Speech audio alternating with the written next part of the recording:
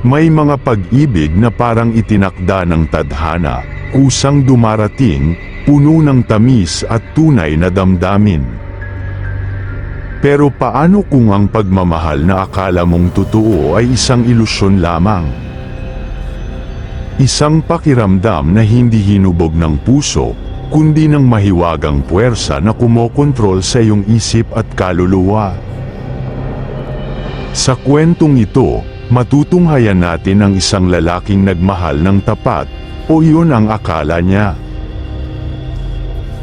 Ngunit sa kanyang paghahanap ng katotohanan, isang madilim na lihim ang kanyang matutuklasan, isang lihim na maaaring sumira, hindi lang sa kanyang pag-ibig, kundi pati na rin sa kanyang sariling pagkatao. Makinig kang mabuti. Dahil hindi lahat ng pagmamahal ay totoo. At hindi lahat ng nagmamahal ay walang itinatagong lihim. Ito ang kwento ng Gayuma. Ang lihim sa likod ng pag-ibig. Alas 2 ng madaling araw, nakaupo ako sa gilid ng kama, nakatitig sa natutulog kong asawa, si Leah. Mahal ko siya. O iwan. Iniisip kong mahal ko siya. Pero bakit may kung anong bagay na hindi ko maintindihan? Nagsimula ang lahat, 10 taon na ang nakalilipas. Isa akong binatang walang pakialam sa pag-ibig. Mas inuuna ko ang trabaho, pamilya, at sarili bago ang romansa. Pero isang araw, nakilala ko si Leah. Sa hindi ko maipaliwanag na dahilan, sa unang beses pa lang namin magkita, may kung anong humila sa akin papalapit sa kanya. Para akong nahipnotismo sa kanyang mga mata. Sa unang linggo pa lang, wala akong ibang iniisip kundi siya. Gusto ko siyang makasama, makausap, mahawakan. Hindi ako ganito noon. Palaging ako ang umiiwas sa seryosong relasyon. Pero sa kanya, iba. 3 buwan pa lang kaming magkasintahan, pero hindi ko na matiis ang ideyang mawala siya. Pinakasalan ko siya agad. Wala akong alinlangan. Para bang nakaprograma sa utak ko na siya lang ang kailangan ko sa buhay. Sa loob ng unang taon ng aming pagsasama, naging masaya ako. Pero habang tumatagal, unti-unti akong nakakaramdam ng kakaiba. Minsan, nagigising ako sa madaling araw, hindi ko maalala kung paano ako nakatulog. Pakiramdam ko, may ginagawa ako bago matulog, pero hindi ko matandaan kung ano. Minsan naman, nakikita ko si Leah na may hawak na bote ng likido, kulay itim, malapot, at may kakaibang amoy. Kapag tinatanong ko siya, ngingiti lang siya at sasabihing, halamang gamot lang to, mahal. Pero ang pinaka nakakatakot, kahit kailan, hindi ko siya nagawang pagdudahan. Kahit na may nararamdaman ako na may mali, agad itong nawawala sa isip ko. Hanggang isang gabi, nagising ako na parang may nagdidikta sa akin, may kailangan akong alamin. Bumangon ako ng dahan-dahan, iniiwasang magising si Leah. Dahan-dahan akong naglakad papunta sa aparador niya, kung saan ko siyang nahuli minsang may isinasalin sa isang bote. Dahan-dahan kong binuksan ang aparador. At sa ilalim ng mga nakatiklop na damit, may natagpuan akong isang maliit na kahon. Nang buksan ko ito, bumungad sa akin ang isang pulang panyo, isang bote ng likido, at buhok. Buhok ko. Biglang nag-iba ang aking pakiramdam. Ang init ng katawan ko, para akong nawawala ng lakas. Napaupo ako sa sahig, hawak ang buhok na malinaw na mula sa akin. Hawak ko pa rin ang buhok sa aking kamay, nakatitig sa bote ng madilim na likido. Nanginginig ang buo kong katawan. Hindi dahil sa takot, kundi dahil sa isang bagay na hindi ko maipaliwanag. Para akong nahihilo, ang dibdib ko'y punong-puno ng emosyon, galit, takot, at isang hindi ko maipaliwanag na lungkot. Ginayuma ko ni Leia. Gusto kong magalit. Gusto kong sumigaw, gusto kong kumprontahin siya. Pero habang nakaupo ako sa sahig, may parang boses na nagsasabi na, hindi ko kaya. Bakit hindi ko magawang mainis? Bakit sa halip na galit, parang mas nangingibabaw ang pangungulila? Parang may bahagi ng sarili ko na gustong isarado ang kahon, kalimutan ang lahat, at bumalik sa kama kasama siya. Napapikit ako. Sinubukan kong alalahanin ang buhay ko bago siya dumating. Dati, masaya ako sa pagiging mag-isa. Wala akong iniintindi kundi ang trabaho, pamilya, at sarili ko. Pero nang dumating si Leia, parang siya na lang ang naging sentro ng mundo ko. Wala akong ginusto kundi siya. Hindi ko siya pinag-isipan ng masama, hindi ko siya pinag-alinlanganan. Pero ito ba talaga ang totoong pagmamahal? Dahan-dahan akong tumayo, bit-bit ang kahon. Lumabas ako ng kwarto, tinungo ang kusina. Hindi ko alam kung anong gagawin ko, pero pakiramdam ko kailangan kong huminga, kailangan kong makawala, kahit saglit lang. Dumiretso ako sa lababo, binuksan ang bote na may likido. Nang mapunit ang selyo, sumingaw ang isang kakaibang amoy, mapait, mabaho, parang pinaghalong nasusunog na dahon at panis na dugo. Napangiwi ako. Itatapon ko na sana ito nang biglang marinig ko ang boses ni Leia. Mahal. Nanigas ako. Mabigat ang kanyang boses, parang inaantok pa. Paglingon ko, nakatayo siya sa madilim na bahagi ng pasilyo, ang kanyang buhok ay medyo gusot, ang kanyang mga mata ay malamlam na may kakaiba sa ekspresyon niya, parang alam niyang may natuklasan ako. Hindi ako makagalaw. Para bang sa simpleng titig niya, napapahinto ang katawan ko. Humakbang siya palapit. Anong ginagawa mo? Tanong niya, malamig ang tinig, pero may halong lambing. Mabilis akong nag-isip. Wala akong planong ipakita sa kanya ang kahon. Pero kahit ano pa ang gawin ko, kahit anong paraan ang gamitin ko para pagtakpan ito, nararamdaman kong alam niya. At sa oras na ito, isa lang ang malinaw sa akin, kailangan kong malaman kung gaano nakalalim ang kontrol niya sa akin. Bago ako tuluyang mawala sa sarili ko. Nanatili akong nakatayo sa harap ng lababo, hawak ang bote ng likido. Sa kabila ng liwanag na ilaw mula sa bintana, hindi ko matanggal ang tingin ko kay Leia. Tahimik siyang nakatitig sa akin.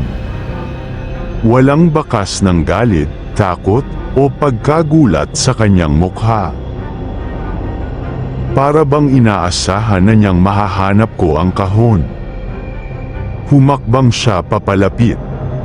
Anong ginagawa mo, mahal? Malambing niyang tanong. Ramdam ko ang panunuyo ng lalamunan ko. Ayaw kong ipahalata na may nalaman ako, pero masyado nang huli. Alam kong ramdam niya ang takot ko. Wala. Hindi ako makatulog, sagot ko. Kaya bumaba ako para uminom ng tubig. Ngumiti siya. Isang matamis na ngiti. Pero sa ilalim ng ngiting yun, may kung anong hindi ko alam. Gabi na. Bumalik ka na sa taas, sabi niya. Gusto kong sumunod. Gusto kong bumalik sa kwarto at kalimutan ang lahat. Pero may bahagi ng utak ko na nagsasabi, huwag kang papadala. Bago pa ako makagalaw, lumapit siya sa akin. Itinaas niya ang kamay niya at hinaplos ang pisngi ko. Ang haplos niya ay malamig, pero sa isang iglap, pakiramdam ko'y lumulutang ako. Mahal mo ako, di ba? Tanong niya habang mas hinigpitan ang pagkakahawak sa akin. Sumagot ang bibig ko bago pa ako makapag-isip. Oo. Dumilim ang paningin ko saglit. Parang may isang anino na yumayakap sa buong diwa ko. Ngunit bago pa ako tuluyang bumigay, isang matinding sigaw ang pumunit sa katahimikan, isang sigaw na mula sa kung saan. Hindi totoo yan. Hindi totoo ang pagmamahal niya sa iyo. Parang binuhusan ako ng malamig na tubig. Napalingon ako sa pinagmulan ng tinig. Sa dulo ng pasilyo, may isang matandang babae. Payat siya, nakasuot ng kupas na duster, at ang buhok niya ay maputi na parang abo. Ang mukha niya ay puno ng galit habang nakatutok ang daliri kay Leia. Hindi ka niya mahal, hiha. Wala siyang ibang alam kundi ang sumunod sa iyo dahil sa ginawa mo. Nanlaki ang mata ko. Sino siya? Paano siya nakapasok? Lumingon ako kay Leia. Sa unang pagkakataon, nawala ang ngiti niya. Napalitan ito ng isang bagay na hindi ko pa nakikita sa kanya. Ang takot. Ikaw, sigaw ni Leia. Tumawa ang matanda, isang malutong at mapait na tawa. Hindi mo ako malilinlang, batang bruha ka. Alam kong may ginawa ka sa lalaking yan. Napaatras si Leia. Hindi ko siya kailanman nakitang natakot ng ganito. Wala kang pakialam. Galit niyang sagot. Napatingin ulit ako sa kahon na hawak ko. May buhok ko, may bote ng gayuma, at isang piraso ng papel na may nakasulat. Nanginginig ang kamay kong dinampot ito. Pagbukas ko, nakasulat doon ang pangalan ko, pero sa ilalim nito, may mas maliwanag na katotohanan, hindi si Leia ang gumawa ng gayuma. Ibinigay ito sa kanya ng babaeng kaharap namin ngayon. Ako ang nagturo sa iyo ng mahika, Leia.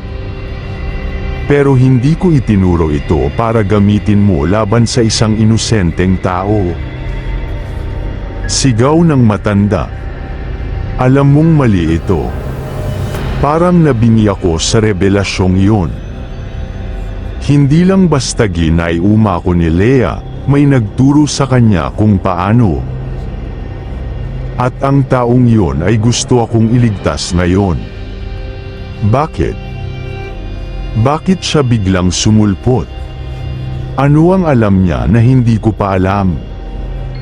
Muling tumawa ang matanda, pero sa pagkakataong ito, puno ng puot. Ikwento mo sa kanya, Leia. Ikwento mo kung paano ka nagsakripisyo ng buhay para lang mapasa kanya. Ikwento mo kung anong binayad mo kapalit ng pagmamahal niya. Ano ang ibig niyang sabihin? Dahan-dahan na lumingon si Leia sa akin. Sa mga mata niya, may lungkot na hindi ko pa nakikita noon. Mahal, patawarin mo ako. Nanlalamig ang buong katawan ko habang nakatitig kay Leia.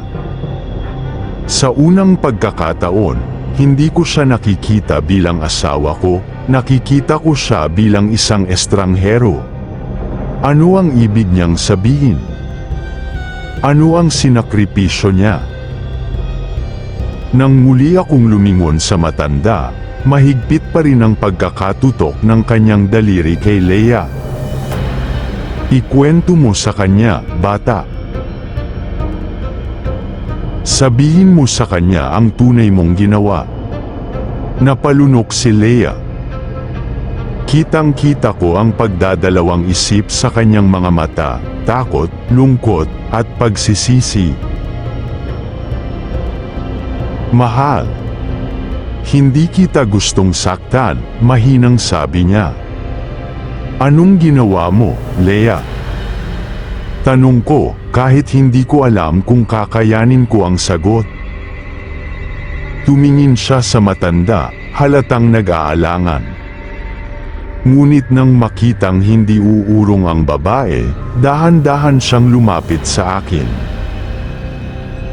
Inabot niya ang kamay ko, pero umatras ako. Napapikit siya sandali, sabay sabi, may isang nilalang na nagbigay sa akin ng paraan para makuha ang pag-ibig mo. Isang bagay na hindi dapat kausap ng kahit sino. Noon pa man, mahal na kita. Pero alam kong hinding-hindi mo ako mapapansin. Sinubukan kong ipakita sa iyo ang sarili ko, pero hindi mo ako kailanman nagustuhan. Wala kang pakialam sa akin noon. Kahit anong gawin ko, hindi mo ako nakita bilang babaeng pwede mong mahalin. At dahil lang doon, nakipagkasundo ka sa isang nilalang. Napatingin ako sa matanda na nakikinig lang. Ano ba talaga ang nangyari, Leia? Napayuko siya. Nalaman ko ang tungkol sa isang engkanto, isang nilalang na kayang baguhin ang puso ng isang tao.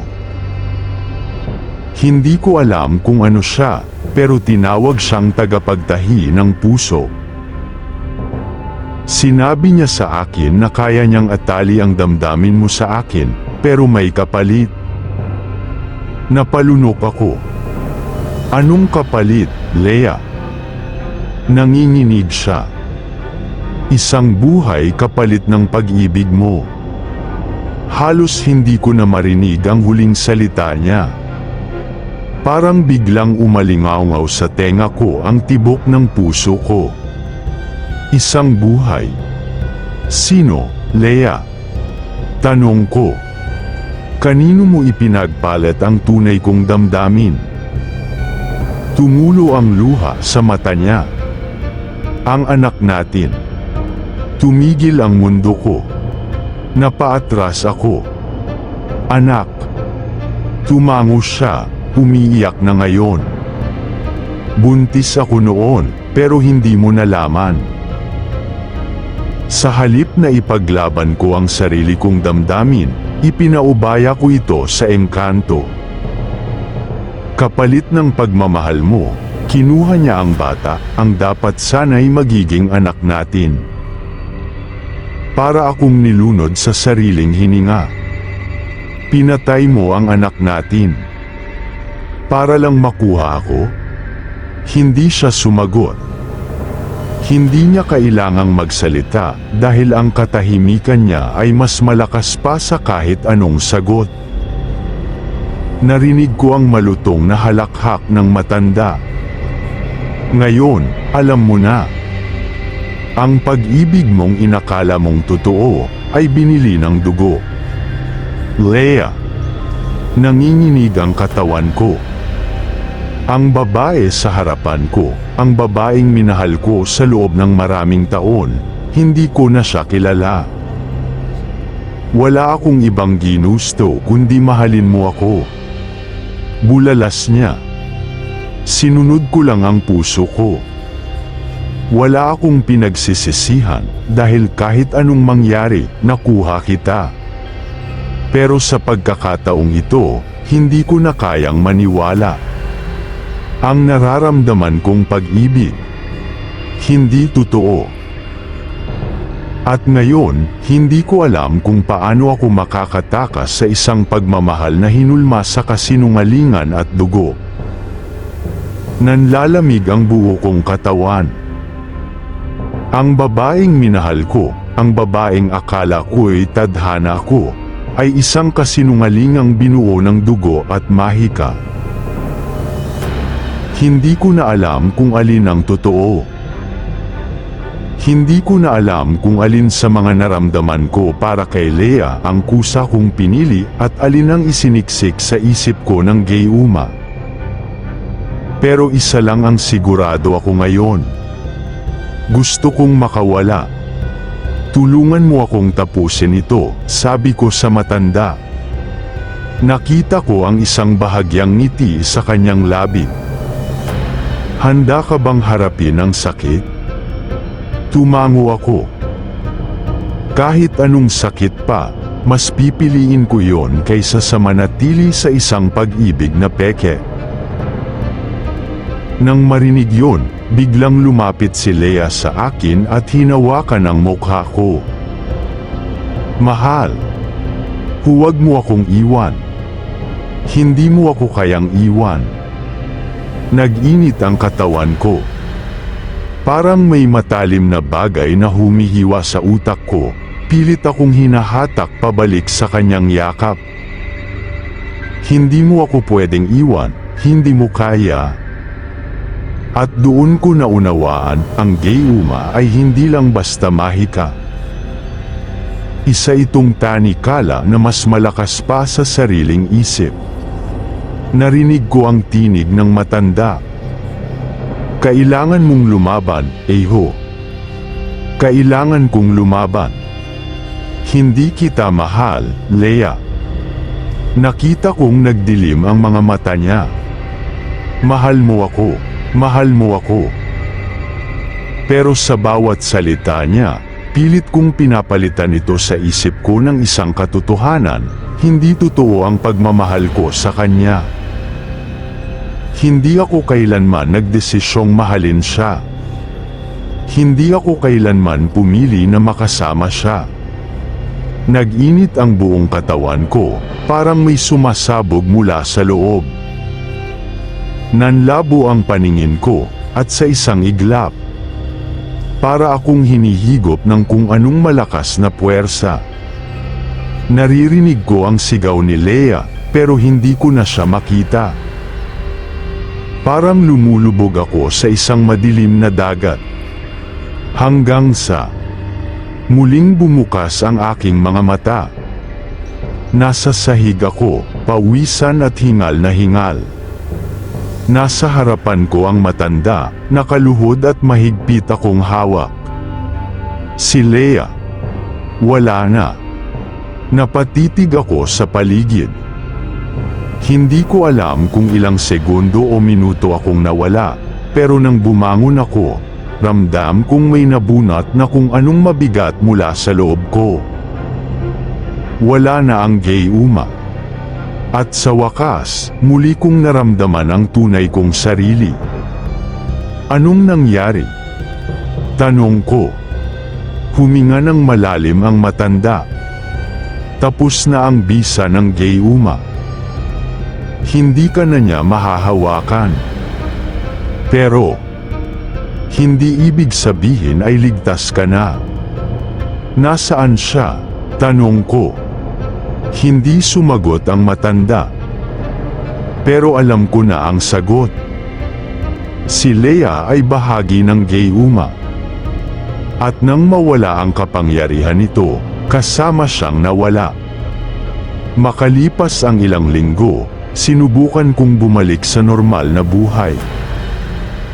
Pero hindi ko maalis sa isip ko ang lahat ng nangyari. Ang pag-ibig na nawala, ang anak ko na hindi ko kailanman nakilala, at ang madilim na puwersang humubog sa lahat ng iyon.